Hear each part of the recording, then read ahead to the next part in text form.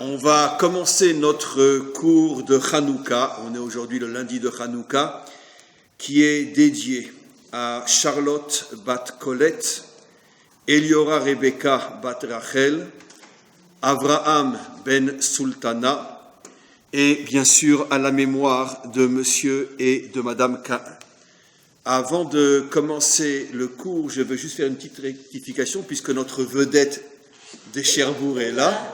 Il n'était pas là il y a 15 jours quand j'ai fait le cours. On ne dit pas son nom, on ne le photographie pas, on ne sait jamais quand même. Voilà. Donc il reste dans l'anonymat. J'avais fait une erreur quand j'ai dit qu'il avait été contacté par le Mossad qui voulait récupérer l'embargo, donc les vedettes de Cherbourg. Il était officier à ce moment-là, il gardait donc le port de Cherbourg. Et j'ai fait donc une erreur, il me l'a rectifié ce matin, j'ai dit que le Mossad l'avait contacté, il m'a dit mais pas du tout. Le Mossad faisait tout de sa propre initiative, c'est lui qui a décidé d'aider le Mossad quand il a senti que les choses peut-être ne tourneraient pas aussi bien que prévu. Il s'est arrangé pour être de garde ce soir-là, c'était le soir de Noël, c'est ça ? C'est donc bientôt, après-demain. L'anniversaire de votre gloire, et c'est lui qui a décidé donc d'aider le Mossad par sa propre initiative, et c'est comme ça que Israël a pu récupérer les vedettes qu'on lui avait volées, puisqu'elles avaient été payées, et que Israël, grâce à lui, entre autres, a pu récupérer donc, voilà, à cette époque-là, il était loin d'imaginer le cadeau que Hachem lui ferait un jour pour le récompenser, mais là, c'est vraiment, regardez le cadeau, un officier français qui se retrouve des années après à Jérusalem. Il est là-bas le cadeau. Non, alors, excusez-moi. Le vrai cadeau, c'est effectivement son épouse. C'est beaucoup plus important que tout le reste, parce qu'il n'y a pas plus grand cadeau sur terre qu'une épouse comme la sienne. C'est comme toutes les belles épouses. Comment ? C'est elle la vedette. Voilà, c'est elle la vedette, voilà. Et donc, oui. Vous savez qui a voulu bombarder les vedettes quand elles sont parties ? Oui. Un ministre juif. Un ministre juif. C'était Debré. C'était un sale juif, donc. Un vrai sale juif. En tous les cas. Non, mais ça fait longtemps que la famille Debré n'est plus juive. Ils se sont convertis au catholicisme depuis fort longtemps. Vous pouvez dire que Debré était d'origine juive, mais ça fait longtemps que les Debré ne sont plus juifs. Mais oui, encore.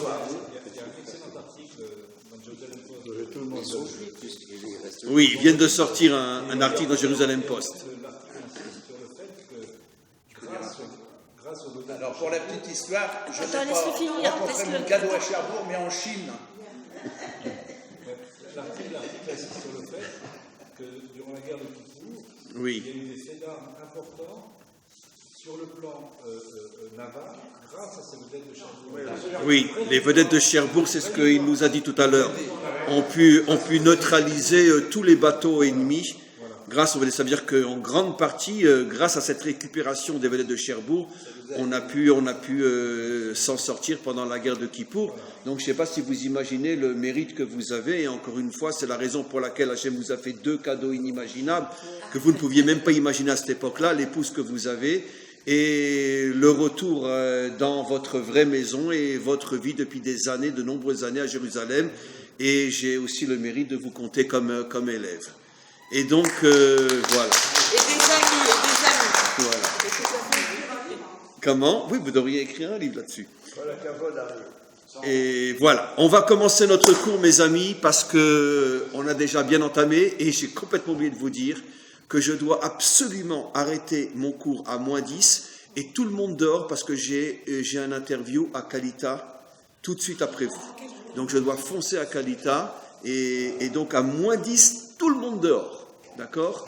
Donc ça fait qu'il nous reste très peu de temps aujourd'hui, malheureusement, mais 45 minutes, on va essayer de faire le maximum. Il y a énormément de choses à dire sur Hanouka. Je pense qu'il y aura ce cours et encore un autre cours qui sera fait Je pense que le prochain cours qui va être fait, vous pourrez le voir sur mon site, bien sûr, sera lié à ce que les maîtres des secrets expliquent, comme quoi la fête de Hanouka est liée à la lumière du Mashiach, la lumière de la délivrance finale. C'est un cours que je vais faire et que je mettrai sur le site certainement en fin de semaine. Aujourd'hui, je voudrais revenir sur une autre notion. Toujours au niveau des explications profondes, nos maîtres nous expliquent que la fiole et tout ce qui permet finalement l'allumage de la flamme, la fiole représente en vérité l'homme authentique. L'homme authentique, comme on va l'expliquer aujourd'hui. Parce que finalement, prenons les choses au départ. Pour avoir cette lumière, il faut commencer par une olive, par des olives, puisque l'huile essentielle, comme je rajoute juste quelque chose de très important, vous savez, on est autorisé d'après la loi à allumer la Hanoukia avec des bougies, mais la vraie mitzvah, c'est avec de l'huile. Et la vraie mitzvah, c'est de l'huile d'olive. Encore une fois, celui qui a décidé de mettre une autre huile, ou même des bougies, il accomplit la mitzvah. Mais il faut savoir que si on veut faire la mitzvah vraiment, ce qu'on appelle l'éméadrine, la vraie mitzvah, comme c'est rapporté dans le Shulchan Aruch, c'est avec de l'huile d'olive. Donc c'était juste une précision pour que vous compreniez. Donc on est dans le cadre de la véritable mitzvah, avec de l'huile d'olive. Et donc, comment ça fonctionne? Au départ, il nous faut des olives. Maintenant, les olives, comment qu'on va obtenir l'huile? Eh bien, en les broyant, en les compressant, pratiquement même en les détruisant. Il ne va plus rester grand-chose de l'olive pour qu'on puisse obtenir l'huile d'olive. Et après l'huile d'olive, donc première étape, on a l'olive. Deuxième étape, on la compresse et on va obtenir l'huile. Troisième étape, il nous faut un réceptacle, la fiole. Quatrième étape, il nous faut une mèche. Et cinquième étape, on l'allume. Alors, à quoi font allusion toutes ces étapes-là? Puisque, au-delà de l'aspect technique, on sait très bien que la Torah, c'est avant tout un message qui concerne l'homme. Et il faut toujours se rappeler que si je ne comprends la Torah qu'au premier niveau, qui est le niveau technique, je n'ai en vérité rien compris du tout. C'est pour ça que le verset lui-même dit « Zot ha-Torah ha-Adam », un verset explicite dans la Torah qui nous dit « C'est quoi la Torah? C'est l'homme ». Si tu n'arrives pas à ramener la Torah à l'homme, alors c'est pas la Torah, c'est une religion, mais c'est pas la Torah. Or, la Torah n'est pas une religion. La Torah est une sagesse qui construit l'homme. Donc, chaque message, il faut le ramener à l'homme et comprendre. Et c'est effectivement ce qu'expliquent nos maîtres. Qu'est-ce que signifient toutes ces étapes, l'olive, l'huile, le réceptacle, la mèche et la flamme? À quoi ça fait allusion? Et nos maîtres expliquent, c'est tout simplement les différentes étapes pour arriver à devenir un homme véritable. Un homme qui va devenir une lumière, autant pour lui que pour le monde qui l'entoure. Et qu'est-ce que cela veut dire? Repartons du départ. Au départ, l'homme qui n'est pas encore construit ressemble à une olive. C'est-à-dire qu'il contient en lui des choses inimaginables. Il contient en lui une force qui va pouvoir non seulement l'éclairer, mais éclairer le monde. Mais il ne le sait pas.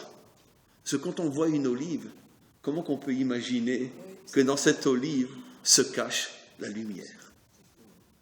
Nous, on est tellement habitués qu'on ne se pose plus la question. Mais quand on voit une olive, qui peut imaginer que dans une olive se cache la lumière? D'accord.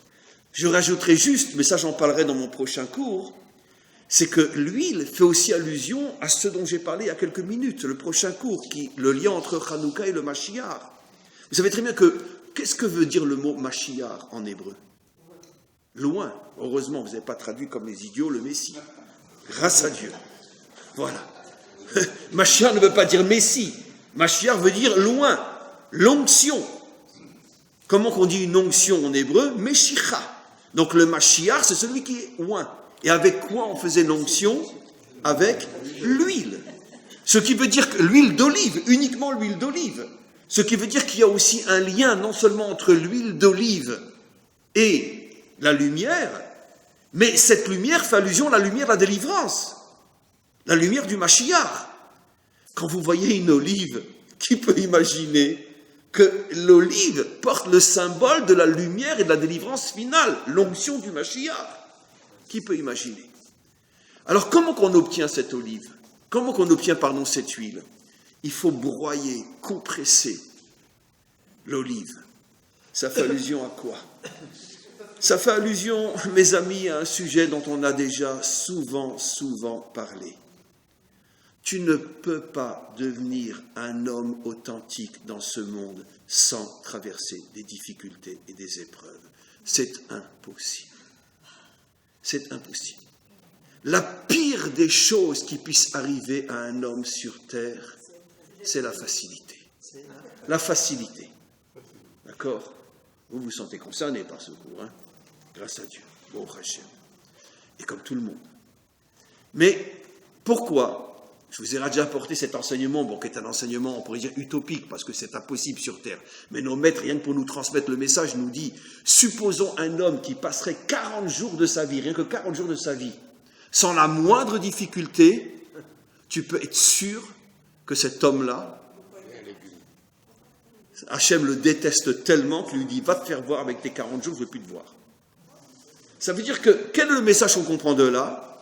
Qui est le message qui est à l'absolu contraire de la théologie ou de la théorie ou de l'idéologie occidentale, c'est qu'au contraire, on aspire tous à la facilité. On aspire tous à avoir une vie, waouh! D'accord? Nos maîtres nous transmettent que la vie, waouh, c'est ce qui détruit l'homme, c'est ce qui détruit le monde, c'est ce qui détruit les nations, c'est ce qui détruit les peuples. Un homme ne se construit que dans la difficulté. Je veux juste rajouter une nuance. Quand je dis difficulté, j'ai effectivement ajouté le mot épreuve. Juste un petit instant, cher ami. Mais ça peut être difficulté sans épreuve. Je rajouterai que plus un homme a des épreuves, plus c'est la preuve. L'épreuve est la preuve que Hachem veut faire sortir de lui une lumière fabuleuse. Mais même la difficulté sans l'épreuve, donnons un exemple simple. C'est quand même très dur de construire sa vie de couple. On construit sa vie de couple uniquement avec « mon amour, je t'aime ». Non. Ça, on construit sa relation avec sa copine, avec son copain « mon amour, je t'aime ». Mais dès que c'est une femme, une épouse et un mari, c'est plus « mon amour, je t'aime ». C'est on relève les manches et on se met au boulot. C'est beaucoup plus compliqué. Très bien. On éduque ses enfants dans la facilité? Certainement pas. D'accord. On réussit sa vie professionnelle dans la facilité? Certainement pas. On vit tout simplement dans ce monde dans la facilité? Certainement pas. Donc, de toute façon, on ne peut pas se construire sans difficulté. Absolument impossible. Je rajouterai juste, et je vous laisse à votre question, souvent, les Juifs qui font leur aliyah, qui arrivent en Israël et qui viennent d'Europe, ceux qui viennent d'Amérique n'ont pas de problème, vous allez comprendre pourquoi. Mais ceux qui viennent d'Europe, surtout de France, ont toujours le problème, c'est que quand on arrive ici, c'est le Far West. C'est celui qui tire le premier. D'accord? Mais nous, en France, on a été habitués aux allocations logement, aux allocations ci, aux allocations ça, aux allocations ci, aux allocations ça. Quand on arrive ici, je veux dire, tu prends ton cheval, ton revolver, tu tires. Et si tu tires pas le premier, tu as une balle dans la tête. Parce qu'ici, il n'y a pas de place pour les feignants et les parasites. Ici, c'est tu cours ou tu crèves. C'est pour ça que les Américains n'ont pas ce problème-là, parce qu'ils courent encore plus vite que chez nous. C'est encore plus dur la vie en Amérique que la vie en Israël, ou plus ou moins la même chose. Mais c'est vrai que quand tu viens de France, tu viens d'une société qui t'a tellement pris en charge, quand tu arrives en Israël, tu dis oh. Et c'est la raison pour laquelle beaucoup repartent. Parce qu'ils se sont devenus de tels parasites qui sont habitués à être pris en charge, que quand ils arrivent en Israël et qu'ils doivent tout faire par eux-mêmes, ils ne s'en sortent pas. Mais en vérité, pourquoi Israël fonctionne comme ça? Parce que c'est la vraie vie. La vraie vie, c'est si tu ne le fais pas toi, personne ne le fera pour toi. Ça, c'est la vraie vie. Personne ne le fera pour toi. C'est ça la vraie vie. Votre question? Ma question, en fait, c'était seulement une question réflexe par rapport au fait, quand vous dites que la personne qui est dans la facilité n'a pas d'épreuve. La difficulté de la facilité est aussi l'épreuve. Oui, mais une fois que tu es dans la facilité, tu te laisses vivre, quoi. Et oui, mais ça ne veut pas dire que la personne est heureuse. Elle a l'épreuve aussi de la facilité et de trouver aussi la difficulté dans la facilité. Je confirmerai ce que vous dites en disant que qui sont les personnes qui se suicident le plus et qui se droguent le plus sur Terre? Ce sont les personnes qui sont le plus... Dafka, les vedettes hollywoodiennes qui réussissent le mieux. Donc c'est bien la preuve que ce qu'il dit est juste. Très souvent, la facilité elle-même devient insupportable. Elle devient une épreuve. Voilà. Et les gens se droguent, les gens se suicident, les gens se débauchent, parce que finalement, dans la nature humaine profonde, on ne supporte pas que tout est trop facile. Alors, bien qu'on cherche la facilité, mais d'un autre côté, dans notre essence, le refuse. Et très souvent, c'est ce qui fait que précisément les gens qui ont le plus d'argent ou qui sont les plus vedettes ou les plus sont les plus drogués, les plus débauchés et les plus suicidés, parce que dans leur essence, ils ne supportent pas ce genre de vie. Même s'ils ne sont pas vraiment conscients du pourquoi finalement, alors qu'ils ont tout pour réussir, pourquoi ils ont besoin de se shooter ou je ne sais quoi. Parce que justement, l'être humain dans son essence refuse une vie trop facile, une vie de vedette finalement. Donc, en tant que peuple qui est le modèle de ce que j'explique? Quel est le peuple qui a été le plus compressé, le plus déchiré, le plus exterminé de tous les peuples? Nous. Alors maintenant, les Africains aussi, mais pas comme nous, pas autant que nous. C'est vrai que les Africains, vous avez raison. Les Africains, vous avez 100% raison. L'esclavage, etc. Vous avez 100% jusqu'à aujourd'hui, l'exploitation de toutes les industries mondiales qui sont en Afrique, etc. C'est vrai, mais malgré tout, pas autant que nous. Pas autant que nous. Ah, il y a peut-être la différence est minime, mais je pense qu'on est encore au sommet. Alors maintenant, je vais vous surprendre, mes amis. D'accord? On va tous dire ensemble, merci Hachem. Parce que grâce à ça, grâce au fait que notre olive a été pendant des millénaires compressée, réduite en miettes, qu'est-ce qui est sorti de nous jusqu'à aujourd'hui? Eh bien, la lumière de la Torah. D'accord? Je suis désolé de vous dire, c'est peut-être prétentieux, d'accord? Mais qui sont les cours, je vais dire un gros mot, excusez-moi, les cours de religion les plus écoutés dans le monde entier aujourd'hui, c'est les cours des rabbinim juifs. Et quand je dis les plus écoutés, pas par les juifs, par les non-juifs. Puisqu'il y a beaucoup plus de non-juifs que de juifs. Donc forcément. D'accord? Aucun prêtre, aucun curé, aucun imam n'a autant d'audience qu'un maître juif aujourd'hui par Internet. La Torah se répand dans le monde entier, dans toutes les langues. Les nations deviennent folles d'écouter les cours de Torah. Parce que pendant 2000 ans, on leur a fait croire que la Torah n'avait rien à dire. C'était la synagogue aux yeux bandés ou à la bouche bouchée. Et les nations, après 2000 ans, se réveillent et disent « Mais c'est pas possible, on nous a menti. Mais c'est quoi cette Torah? D'où elle sort ?» Et donc, au contraire, alors qu'aujourd'hui les églises sont vides, les synagogues sont pleines, il n'y a plus de place. Ce monde qui nous a tellement fait souffrir, aujourd'hui, il n'y a plus de personnes dans les églises. Chez nous, il n'y a pas un Shabbat où quelqu'un arrive en retard, il n'a plus de place dans n'importe quelle synagogue dans le monde entier. Il n'a plus de place s'il ne vient pas à l'heure. Et pas seulement des personnes âgées, des jeunes. Donc après tout ce qu'ils nous ont fait, eh bien merci, continuez. Vous avez fait de nous de l'huile. Non, pas continuer. Mais vous avez fait de nous de l'huile. Vous savez, j'ai déjà expliqué des dizaines de fois, d'accord? Même si c'est enregistré, j'ai pas peur parce que les antisémites sont tellement honts que même s'ils entendent ce que je dis, ils le feront pas. S'ils voulaient vraiment nous exterminer, qu'est-ce qu'ils auraient dû faire? Pendant 100 ans, ils nous fichent la paix. Je vous garantis qu'il n'y a plus un seul juif sur terre. 100 ans, fichez la paix aux juifs, il n'y a plus un juif sur terre. Mais eux sont tellement honts que même si on leur dit, ils ne le feront pas. Alors tous les 50 ans, tous les 30 ans, tous les 20 ans, ils nous tombent dessus. Merci! Parce que vous nous aidez à sortir notre huile. C'est pour ça qu'on est la lumière des peuples. Bien sûr. Comprenez? Donc, je continue. Bekitsour, la première étape pour devenir un homme authentique, c'est de comprendre, mes amis. Arrêtons de nous plaindre de nos difficultés. Arrêtons de nous plaindre de nos épreuves. Arrêtons. Parce que le maître du monde a choisi un peuple pour le broyer pendant toute l'histoire, parce que ce peuple est censé devenir un jour la lumière des peuples, comme il est dit, Or la Goyim. C'est vrai au niveau collectif, c'est vrai au niveau individuel. Pourquoi moi je traverse ce que je traverse et pas lui? Parce qu'il semblerait que Hachem sait qu'en toi se cache un potentiel de lumière inimaginable dont tu n'es même pas conscient. Et c'est précisément ces épreuves qui vont te permettre de devenir de l'huile. Deuxième étape, le réceptacle. C'est quoi? Il faut être capable de la contenir, cette huile. Traduit dans un langage français moderne, ça veut dire quoi? Il y a deux types de réactions possibles face à la difficulté, ou pire encore, face à l'épreuve. Je m'écroule, je me révolte, je suis en colère. Mais pourquoi? D'accord? Et j'en vais tout balader.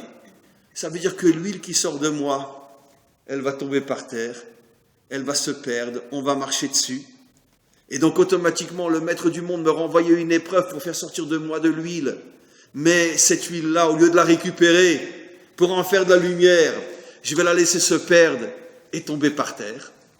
C'est malheureusement la réaction d'une grande partie d'entre nous qui, quand on ne comprend pas ce qui se cache derrière l'épreuve, on se révolte, on n'accepte pas, on se met en colère, et tout ce potentiel que le maître du monde voulait dévoiler s'en va, est perdu, tombe par terre.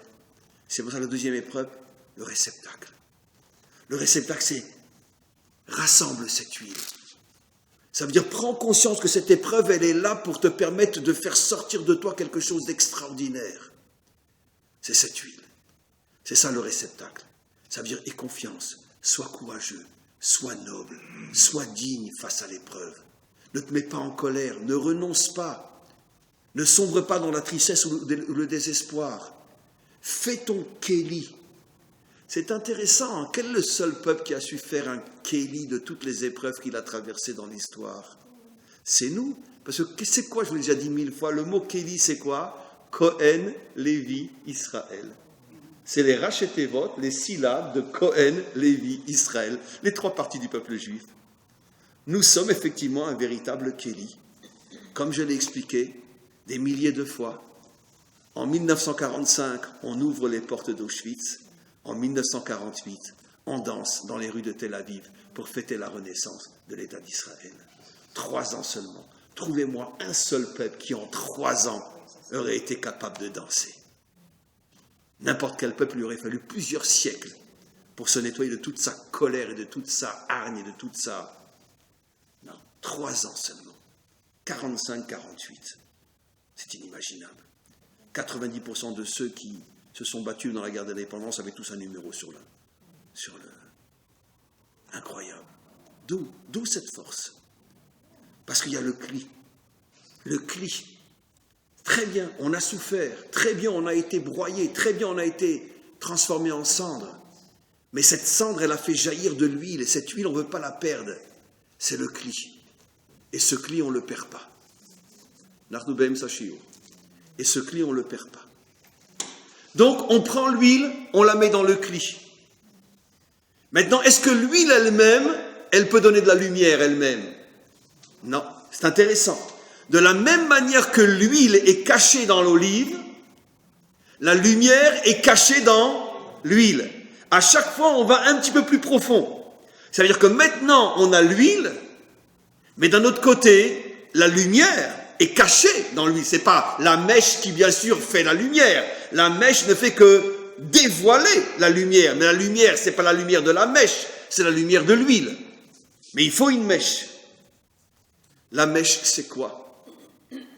Alors là aussi, l'enseignement est très très fort. C'est ce qu'on dit dans la prière d'ailleurs depuis hier soir, depuis qu'on a commencé Hanouka. Qu'est-ce que voulaient les Grecs? L'ashkicham Toratecha. Ils voulaient nous faire oublier la Torah. Pourquoi? Parce que c'est souvent la différence qu'il y a entre 2 hommes bien, 2 juifs bien, mais un qui n'a pas du tout de Torah et un qui a la Torah. Ils peuvent arriver tous les deux jusqu'au cli. Donnons un exemple. On a un célèbre écrivain français qui a traversé des épreuves extraordinaires, qui est devenu un homme extraordinaire aussi. Comment s'appelait-il? Comment? Non, il a perdu après sa femme dans un incendie. Comment il s'appelle? Ah oui. Non, pas du tout. Comment? Martin Gray. Martin Gray. Les camps de concentration, il laisse toute sa famille, il sort, il se remarie, sa femme meurt dans un incendie. Et les 4 enfants. Et les 4 enfants aussi. N'importe qui se serait flingué. N'importe qui se serait... Non. Lui, il est arrivé jusqu'à l'étape du cli. C'est-à-dire, il a su récupérer toute cette souffrance et toute cette huile pour écrire des livres fabuleux. Il est devenu, pour les Français, même non-juifs, vraiment un exemple de quelque chose de hors du commun. C'est vrai, je veux dire, des choses comme ça ne nous arrivent pas à nous. Je sais pas, à mon avis, on se flinguerait. Après Auschwitz, tu perds encore une femme et 4 enfants dans un incendie, mais tu as envie de prendre le bon Dieu et lui tordre le cou, franchement. D'accord, non, j'ai rien dit. Franchement. Donc, bon, ça c'est Martin Gray. Mais d'un autre côté, il lui manquait le pauvre, il lui manquait la mèche. Il n'avait pas de Torah. Et comme il n'avait pas de Torah, il n'a pas pu, d'un autre côté, il a donné une certaine lumière, mais il n'a pas pu, avec les épreuves qu'il a traversées, s'il avait lu en plus la Torah, je pense qu'il serait devenu peut-être la lumière de la génération.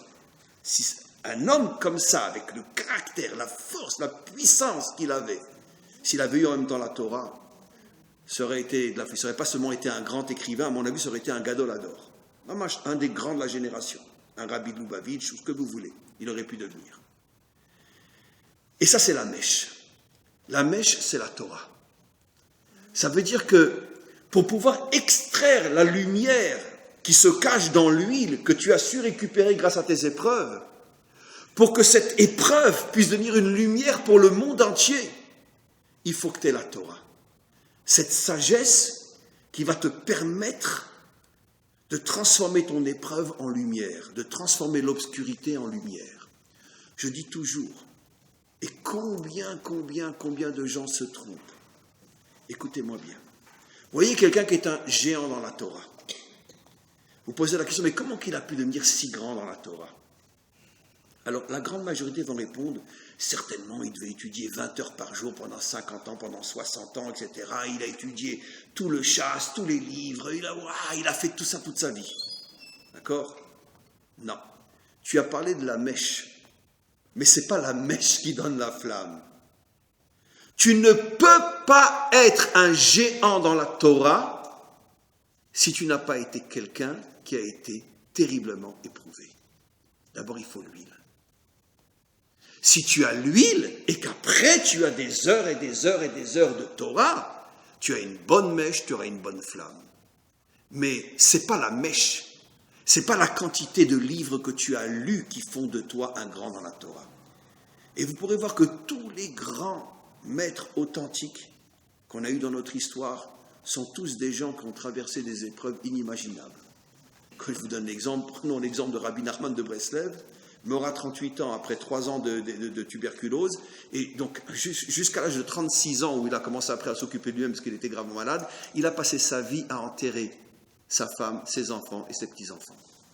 Mais il est devenu un des plus grands maîtres de dernière génération. Le Rabbi de Lubavitch aussi a traversé des épreuves énormes, ne serait-ce que celles qu'il n'a pas pu avoir d'enfants. Il était poursuivi par la Gestapo pendant la guerre, il se cachait, il était en France, il s'est caché. Il a perdu son père qui a été déporté par les bolcheviks et qui est mort de maladie, de famine dans un camp de déportés. Son père est mort comme ça. Donc son père est mort aussi de manière atroce. Il a aussi un frère ou une sœur, je crois, qui ont été assassinés par les nazis. Donc ce sont des gens qui ont traversé des choses dures, très dures. En plus, c'est un homme qui, contrairement, on ne le sait pas, mais qui, vers la fin de sa vie, était très très malade, et beaucoup de souffrance, il cachait tout, il montrait rien, mais il avait des douleurs terribles dans son corps les dernières années de sa vie. Et je pourrais en citer des dizaines d'autres. Impossible de devenir une lumière uniquement par le fait que tu étudies la Torah jour et nuit, même de la manière la plus sincère. Tu te crées une mèche, mais où est ton huile? L'huile, c'est les épreuves.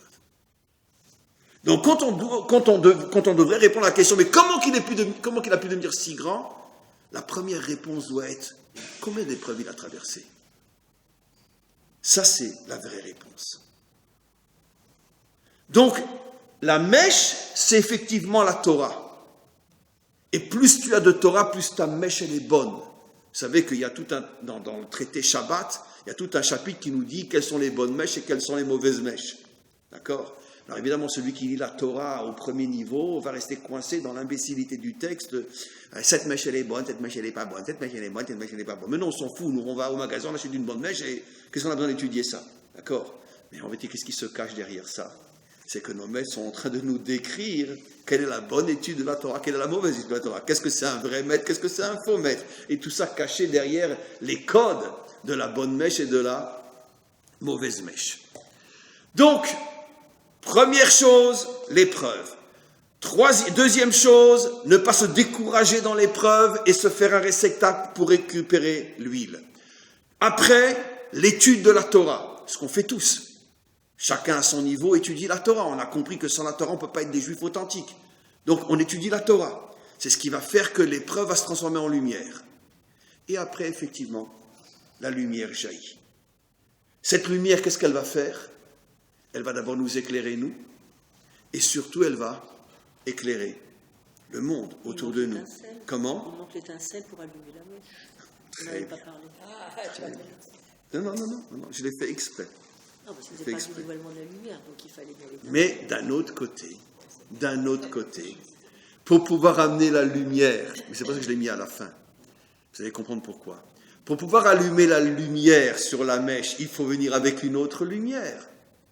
Eh bien, tout simplement pour te faire comprendre que tu ne peux pas devenir une lumière si tu n'es pas attaché à un maître authentique, qui est lui-même une lumière qui a été allumée par un autre depuis Moshe Rabbeinu. C'est-à-dire, si quelqu'un dit « je vais étudier la Torah tout seul et je vais devenir une lumière tout seul », c'est impossible. Tu peux devenir un médecin tout seul ? Impossible. D'accord ? Je ne te confierai pas mon corps. Si tu as appris la médecine sur Internet, tu as besoin d'apprendre auprès d'un vrai médecin. C'est les dernières années d'études en médecine. Tu rentres dans un hôpital et tu apprends. Aucun métier, tu peux l'apprendre seul. Aucun métier sérieux. Tu as besoin d'une expérience. Eh bien, c'est ça aussi ce qu'on veut t'apprendre. Ça veut dire que pour avoir une bonne mèche qui s'allume, il faut que tu amènes une lumière extérieure qui est un maître authentique. Voilà comment qu'on devient un homme véritable. Je résume, d'accord ? L'épreuve, le réceptacle, la Torah et un maître. Et à ce moment-là, tu deviens une lumière pour le monde. Alors, ce qui veut dire que chacun d'entre nous, et c'est ça le message de Hanouka, chacun d'entre nous a ce potentiel en lui, parce que rares sont ceux, surtout à nos âges, qui n'ont pas déjà traversé de nombreuses épreuves. Donc, l'épreuve, encore une fois, elle n'est pas vraiment entre nos mains, elle nous est imposée. Par contre, à partir de quand commence mon travail ? Le réceptacle, la mèche, et trouver celui qui va me transmettre la Torah. Ça, c'est mon travail à moi. Et si j'ai ces trois choses-là, je peux devenir une lumière. Alors maintenant, si c'est ça le message de Hanouka, essayons de comprendre quelque chose encore de plus profond. Combien de jours on allume les bougies à Hanouka ? 8 jours. Le chiffre 8, vous pensez à quoi ? J'ai expliqué une fois. Au-dessus de la nature. Puisqu'on sait que le monde a été créé en 7 jours, le chiffre 7, d'après les décodages de la Torah, fait allusion à la nature. Le chiffre 8 est le premier des 3 autres chiffres, le 8, le 9, le 10, quand il y a 10 attributs divins. Le chiffre 8 est le premier des attributs divins du bas vers le haut, qui est déjà au-dessus de la nature. Ce qui veut dire que, ici, la Torah nous apprend quelque chose d'extraordinaire. Pour pouvoir, malgré les épreuves que tu traverses, devenir une lumière qui éclaire le monde, tu as besoin de te connecter à quelque chose qui est au-dessus de la nature, au-dessus du monde. Et là, je vais expliquer ce que cela signifie. Parce que d'après les lois de la nature, et c'est malheureusement le cas de la majorité, malheureusement des hommes et des femmes sur Terre, qui restent au niveau de la nature, quand tu es au niveau de la nature, tu ne peux pas devenir une lumière. Ce n'est pas possible. Parce qu'au niveau de la nature, quand tu prends un coup, tu as mal, et tu as mal. Comment tu peux transformer un coup en joie ? c'est difficile, c'est impossible d'après la nature. Donc il faut que tu dévoiles en toi une force qui est au-dessus de la nature, le chiffre 8 qui correspond, comme on le sait, à l'attribut de la Bina. Et je vais expliquer ce que c'est. Quand tu dévoiles en toi, parce qu'on sait que l'âme comporte les 10 attributs divins, les 10 sphirotes, et pour pouvoir donc avoir cette lumière, comme on apprend que cette lumière est pendant la fête de Hanouka, c'est la seule fête où on allume des lumières, c'est pas vrai ce que j'ai dit, quand c'est qu'on allume encore des lumières? Le Shabbat, on va en parler, mais en tout cas la fête de la lumière, Shabbat n'est pas la fête de la lumière, même si on allume des bougies, la fête de la lumière c'est Hanouka, et elle dure 8 jours, pour bien nous faire comprendre que la véritable lumière est liée au chiffre 8. Et comment qu'on arrive, mes amis, à cette surnature? Comment qu'on arrive à dévoiler cette force surnaturelle en nous qui va nous permettre de transformer l'épreuve en lumière? Alors on a dit, c'est le 8e, c'est le chiffre 8 qui est la Bina. Je vous ai déjà expliqué que comment nos maîtres décrivent le caractère de la Bina, les Avin Davar, Mitor Davar. Ça veut dire comprendre l'intériorité des choses. Et mes amis, ici, le principe, il est fondamental. Dans chaque chose qui nous arrive, dans chaque chose que l'on traverse, si on tombe, c'est parce qu'on est resté coincé dans l'aspect extérieur du problème. On n'est pas rentré à l'intérieur. Parce que sachez que dans chaque chose de difficile que l'on traverse, se cache à l'intérieur quelque chose de fabuleux. Mais le problème, c'est qu'on est trop souvent prisonnier de l'aspect extérieur des choses, qui nous fait mal, qui nous rend triste, qui nous met en colère. Et on n'a pas l'envie, on n'a pas la volonté, on n'a pas la force de rentrer à l'intérieur. La vin d'avar mitor d'avar, de comprendre ce qui se cache dans l'intériorité du problème. Mais si tu rentres dans l'intériorité du problème, tu vas comprendre des choses extraordinaires. Je vais donner quelques exemples que j'ai déjà donnés dans mes cours. D'accord? Avec mon humour à deux sous. Très bien, c'est l'humour ashkénaze, il vaut ce qu'il vaut. D'accord. Non, bon, l'humour ashkénaze, excusez-moi. Hein. Non? Il est bien l'humour ashkénaze? Les plus grands très bien. humoristes sont des ashkénazes. Ah ouais? Ben oui. Ah bon, alors bon, l'humour ashkénaze, très bien. Très bien. Non, je vais un bel humour ashkénaze, très bien. Très bien. Très bien. Alors, très bien. Dites-moi, j'avais déjà expliqué, quel a été le premier Herzl de notre histoire? Comment s'appelait le premier Herzl de notre histoire? Je ne parle pas de Herzl, je ne dirais pas le premier Herzl de notre histoire. Comment? Le premier Herzl, non, on est en galoute, etc. Et tout d'un coup vient quelqu'un qui lance un projet de retour sur la terre d'Israël. Quel est le premier Herzl de notre histoire? Bachem Tov, Ezra. Mais non, c'était une Espagnole, elle s'appelait Isabelle, en plus elle était catholique. Isabelle la catholique. Mais évidemment, c'est grâce à l'Inquisition qu'on a commencé à revenir sur notre terre et on a reconstruit la première ville, c'était Tzfat. Merci Isabelle, merci. Merci Isabelle, grâce à toi, on a reconstruit la ville de Tzfat, on est revenu sur notre terre. Mais oui, sans l'Inquisition, les Juifs en Espagne, ils vivaient comme aujourd'hui en Floride, à Miami. Hein. Oh là là, heureux comme un Juif à Miami, hein. Ça je peux vous dire. Hein. On avait du fric, on était ministre, on était médecin, on était de vrais Juifs en galoute, quoi. Hachem a dit, je vais vous faire un cadeau extraordinaire, je vais vous ramener sur votre terre. Je vais vous envoyer un petit Herzl, Isabelle la catholique. Elle a fichu tous les Juifs dehors et une grande partie a dit, si déjà on est dehors, qu'on retourne chez nous. Et c'est comme ça qu'a recommencé l'Alia il y a 500 ans et qui ne s'est pratiquement jamais interrompu avec des hauts et des bas. L'Alia n'a pas commencé avec Herzl, l'Alia a commencé avec Isabelle la catholique. Jusqu'à l'Inquisition, personne ne montait en Israël. De temps en temps, 1 ou 2 ou 3 par an. Mais là, ce sont des masses entières. D'accord? Et à la fin du 19e siècle, qui a été le nouvel Herzl, qui a amené à la création à toutes les coopératives en Israël? Eh bien, les pogroms. Vive Kishinev, vive Odessa. Mais qui c'est qui a ramené des centaines de milliers de Juifs en Israël? Mais les Russes, pendant les pogroms. Eh oui, je sais bien. Et je vais dire maintenant quelque chose de très grave.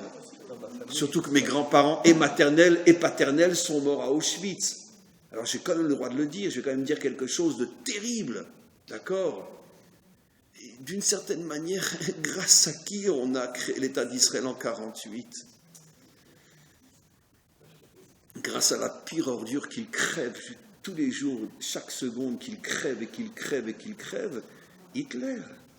Parce que sans le sale coup qu'il nous a fait, jamais les nations auraient signé la création de l'État d'Israël. On le sait tous. Allez, ne jouons pas la comédie. Jamais les nations auraient signé la création de l'État d'Israël. Seulement, elles en avaient tellement sur la patate qu'il fallait se racheter pour avoir été tous complots de la Shoah. Et ils ont signé la création de l'État d'Israël. Et en se disant, les Arabes termineront le travail. Mais ils l'ont signé quand même. D'accord. On veut dire que c'était un complot pour que les Arabes terminent le travail que ce crétin d'Hitler n'a pas été fichu de terminer. Et aujourd'hui, ils regrettent tout parce qu'ils se rendent compte que finalement les Arabes n'ont pas terminé le travail. Mais quoi qu'il en soit, sans Hitler, on serait encore en train de manger du tchoulent en Russie ou de la tafina à Casablanca. Excuse-moi. Et c'est sûr et certain. Vous imaginez encore en train de bouffer de la tafina à Casablanca? Non mais franchement. Aujourd'hui, on a des falafels, on a des koratembel. On vit dans le pays où le son va plus vite que la lumière. Pourquoi le son va plus vite que la lumière? Parce qu'il te klaxonne avant que le feu il passe à vert. Et donc le son va plus vite que la lumière. Alors lutter contre l'antisémitisme, c'est pas bon. C'est pour ça que je dis que les antisémitistes sont des hontes. Parce que si vraiment ils voulaient nous détruire, ils nous foutent la paix pendant un siècle. Donc c'est bien alors qu'il y en ait. Comment? C'est bien qu'il y en ait. C'est bien et c'est pas bien. C'est bien à moyen long terme parce que grâce à eux, on reste juifs. Oui. C'est pas bien parce que sur le moment, ça nous fait souffrir. Oui. Mais en vérité, les antisémites sont là pour qu'on puisse rester juifs. Parce que nous, on sait très bien que si tout le monde entier se transformait en Miami ou en Los Angeles, même pas un siècle, il n'y a plus un juif sur terre. On le sait tous. 80% de mariages mixtes et d'assimilation en Amérique aujourd'hui. On le sait tous. Donc, qui c'est qui nous a sauvés pendant toute l'histoire? L'antisémitisme. Ben, les antisémites. Bravo. Ben oui, mais c'est horriblement vrai.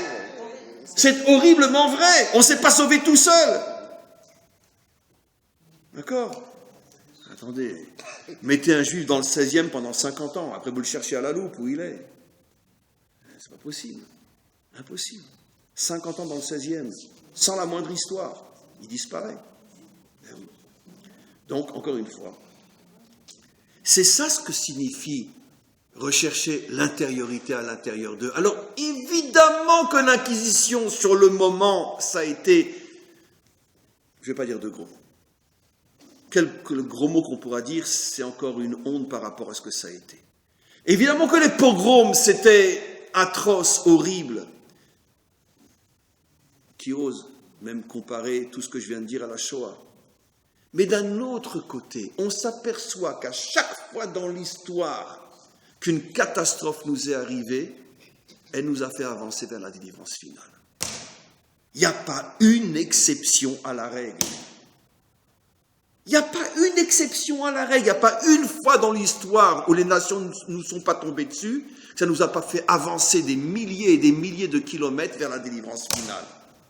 Et plus l'épreuve était grande, et plus on a fait un bond inimaginable en avance vers la délivrance finale. Il n'y a pas une exception. Qu'est-ce qu'on comprend de cet exemple malheureusement affreux et difficile à accepter? C'est que dans chaque catastrophe se cache le secret de la Bina, d'avar mitor d'avar, se cache une lumière inimaginable. Si on le comprend au niveau de l'histoire, on doit le comprendre aussi au niveau de notre vie individuelle. Cherche. Je ne parle pas cherche sur le plan intellectuel. Je ne parle pas cherche sur le plan pragmatique. Parce que ce n'est pas un problème de calcul mathématique. Tiens, je voudrais comprendre ce qui se passe derrière l'épreuve que je traverse. Non, ce n'est pas à ce niveau-là. Mais c'est plus au niveau de l'intuition de l'âme, de la connexion, du surnaturel, que je ne me laisserai pas démolir par l'extériorité du problème. Je suis sûr que si le maître du monde me fait traverser ce que je traverse, forcément se cache un trésor à l'intérieur de cette obscurité. Et je veux me connecter à ce trésor. Et si je me connecte à ce trésor, à ce moment-là, je vais me rendre compte que, effectivement, c'est ça, être un homme surnaturel. Quand je parle d'être un homme surnaturel, mes amis, je ne parle pas d'être un Superman. Être un homme surnaturel, c'est vous, c'est moi, c'est n'importe lequel d'entre nous. Comprendre une fois pour toutes que la réalité est composée d'une extériorité et d'une intériorité. Et prendre sur soi une fois pour toutes de refuser d'interpréter au niveau de l'extériorité. Il y a forcément un secret qui se cache dans ce qui m'arrive. Je ne le comprendrai peut-être pas d'une manière logique, mais j'ai une confiance absolue dans le fait que si ça m'arrive, c'est forcément pour mon bien. Vous savez comment Rabbi Akiva est devenu Rabbi Akiva? Je l'ai déjà expliqué. Comment il est devenu le plus grand maître de tous les temps alors qu'il a commencé à étudier la Torah à l'âge de 40 ans et que lui-même était le fils d'un converti. Donc, il était tout fraîchement juif. Et jusqu'à l'âge de 40 ans, il n'avait aucune notion de Torah et il est devenu le plus grand maître de tous les temps. Parce que pendant 14 ans, il avait un maître qui s'appelait comment? Non, sa femme, il l'a eu toute sa vie. Non. Ish Gamzu. Gamzu Letova. Le premier grand maître et le vrai maître de Rabbi Akiva, celui qui l'a le plus impressionné, s'appelait Ish Gamzu, celui qui dit tout le temps Gamzu Letova. C'est Nahum. Nahum. Ish Gamzu. Gamzu Letova. C'est lui qui l'a construit, parce qu'il lui a transmis ce message. Parce que lui, quand il disait Gamzu Letova, la Gemara nous raconte des histoires sur... c'était pas comme nous, Bezrat Hashem, Imirtse Hashem. Non, c'est pas ça. C'était pas un religieux, lui. C'était un homme, un vrai. Quand il disait Gamzu Letova, il était dans la miel jusque-là, et il continuait à crier Gamzu Letova. Et tout d'un coup, la miel se transformait en parfum. C'est ce que la Gemara nous raconte. Il avait une telle conviction que Gamzu Letova qu'il arrivait à transformer chaque épreuve de folie en lumière incroyable. Et il le vivait. Et c'est ce qu'il a transmis à Rabbi Akiva. Et c'est ce qui a fait, comment? Oui, il faut que j'y aille. Et c'est ce qui a fait de Rabbi Akiva le plus grand de tous. Parce que Dieu sait que Rabbi Akiva, il en a traversé dans sa vie, hein. Rien que sa mort. Mais il a vécu Choban Bet Hamikdash, l'exil, il a vécu la défaite de Bétar, il a eu lui-même des souffrances inimaginables. C'est presque l'éloge de la souffrance que vous êtes en train de Non, faire. non. La nuance, elle est sur un cheveu. Vous savez, nos maîtres disent dans le Talmud Shérami que la distance entre, je le dis en français, excusez-moi les gros mots, entre l'enfer et le paradis, c'est qu'à la Chouta Sahara, l'épaisseur d'un cheveu. Ça veut dire que la vérité s'apprécie à l'épaisseur d'un cheveu. Et des fois, tu dévis d'une épaisseur de cheveux, tu es déjà dans le mensonge. Je ne dis pas que c'est, même si j'ai un petit peu exagéré dans mes blagues à dessous, je ne suis pas en train de faire l'éloge de la souffrance. Je suis tout simplement en train de dire qu'on ne peut pas éviter la souffrance. Ce n'est pas nous qui la choisissons. D'ailleurs, nos maîtres vont dans votre sens. Nos maîtres disent qu'il est interdit de demander à Hachem une épreuve. Il est interdit. Il y en a une fois dans sa vie qui a demandé à Hachem.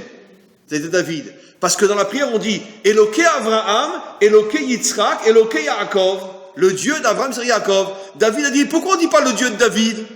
Alors Hachem lui a dit « Mais eux, ils ont été éprouvés, ils ont réussi. » Hachem lui a dit « Éprouve-moi, je réussirai moi aussi. » Et il lui a envoyé Bathsheba, il est tombé. De là, nos maîtres apprennent que tu ne demandes jamais une épreuve. Mais ce que je dis, c'est de toute façon, on n'a pas besoin de les demander. Grâce à Dieu, elles viennent toutes seules. Voilà.